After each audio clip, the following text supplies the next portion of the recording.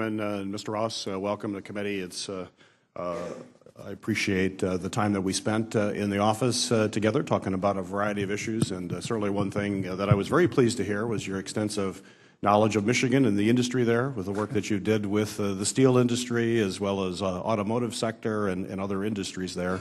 I'm particularly pleased as well with the comments that you made in regard to a question made by one of my colleagues here related to TPP and the impact that the TPP would have on the auto industry, a very negative impact, in particular with the suppliers in that industry. And so it would have had a devastating impact on jobs. And it's not about protecting the auto industry. This is just about having fair rules where we treat the auto industry and the workers in America fairly with others. And we know we can outcompete anybody as long as the rules are fair. And I appreciate your stance on that and your comments.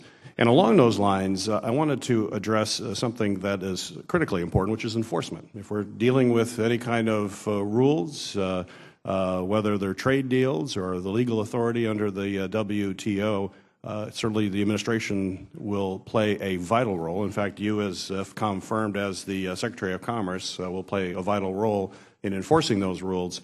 And under current law, the Secretary can self-initiate anti-dumping and countervailing duty investigations. However, the use of this tool under previous administrations, I'm sad to say, has been virtually non-existent. In fact, I think the last time was in the 1990s. It's been a long time since Commerce Department has self-initiated these types of investigations. And normally we only have investigations that are initiated after a formal complaint by an industry. You know firsthand about that from your work in the steel industry. And that's a very imperfect process. Usually it's large companies with high-priced lobbyists. They get noticed and get action in the Commerce Department. But if you're dealing with small and mid-sized businesses in Michigan and other states around the country, they don't have the resources, and the impact of unfair trade practices often goes unnoticed and unfortunately not investigated. If confirmed, will you be more aggressive and commit to using your legal authority as Secretary to enforce the rules protecting against unfair trade practices and self-initiate anti-dumping and countervailing duty investigations? As we discussed, Senator, when I was in your office, I'm an activist, and I think that that tool of self-initiation is a very useful one for several reasons.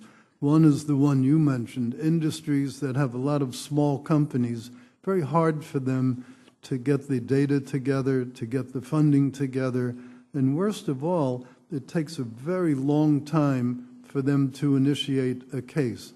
I think the duration of these cases has got to be shortened, and if anything we can do to shorten it at the front end would be good. Self-initiation is a very good tool for that.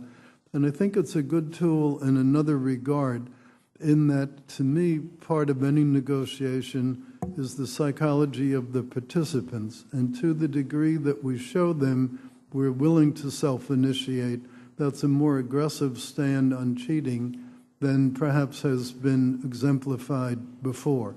So I think it's important both from its actual curative effect, its preventive effect, and the psychological effect on the cheaters. Well, I appreciate that answer, Mr. Ross. And I guess the pushback that we have had from previous administrations as we've attempted to do this is that they have said that they lack some of the resources necessary. That's why I've led efforts to fund the Interagency Center on Trade Implementation, Monitoring, and Enforcement, which is a mouthful, but what they do is assist our efforts in trying to get these self-initiated enforcement. So I'd hope that I could enlist your support with bipartisan support here in Congress to provide resources necessary to do that critical function. Well, we would welcome more resources. Great, great. Final question.